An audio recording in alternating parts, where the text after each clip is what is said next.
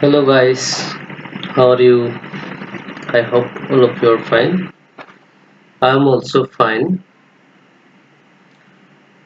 Now I'm going to share with you how to use a data room when fundraising or M&A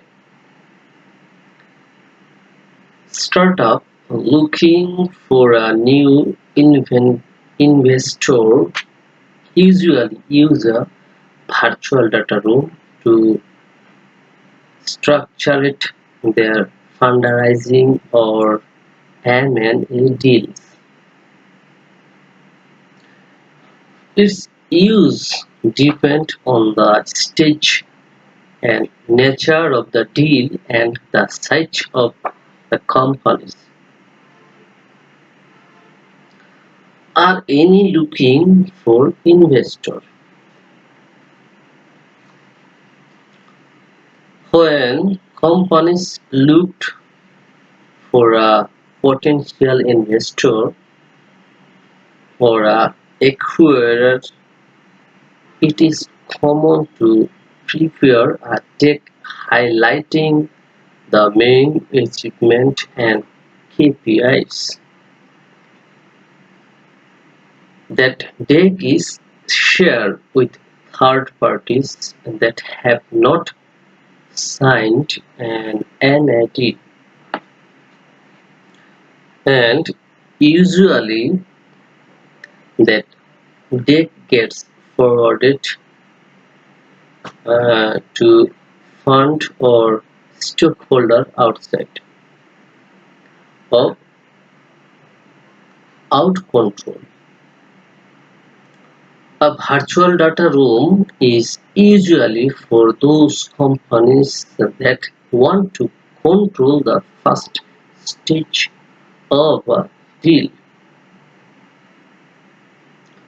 by uploading the deck and giving access or sharing a link with our stockholder.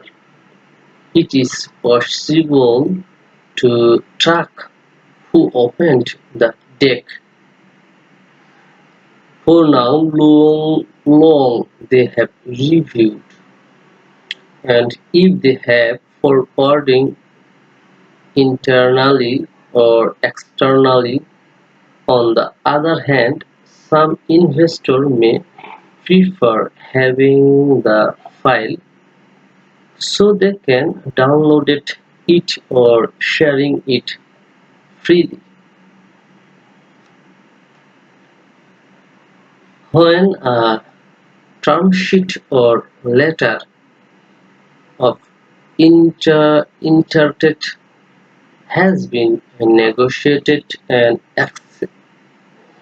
accepted, the due diligence stage start.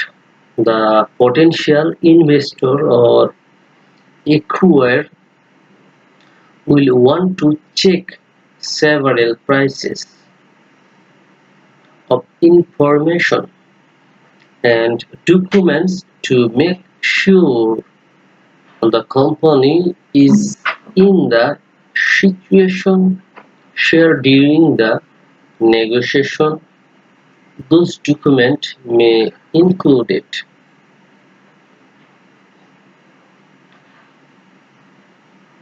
minutes of stockholder meetings, certified of incorporate list and detail of subordinate subordinates and the entry orange card. List of past and existing shareholder with the detail of their investment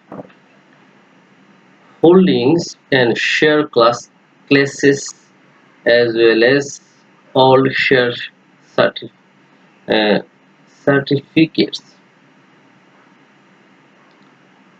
The company term of service or uses all high value contact with with supplier and customer. Loan or functionate documentation, influence policy, confidentially and NDA, as well as share a certificate. So guys, no more today. Take care about yourself. See you again. Bye bye.